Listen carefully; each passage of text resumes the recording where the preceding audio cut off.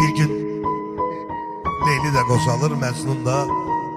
Gəlib Məcnuna deyirlər ki, Leyli can istədi. Axır nəfəsləridir, səndən halallıq istəyir. Məcnun deyir ki, yox, mən ona halallıq vermirəm.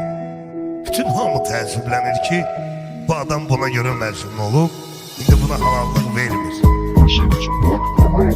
Kör peşman qayıdıb gedirlər, bir nəfər qalır Məcnunun yanında.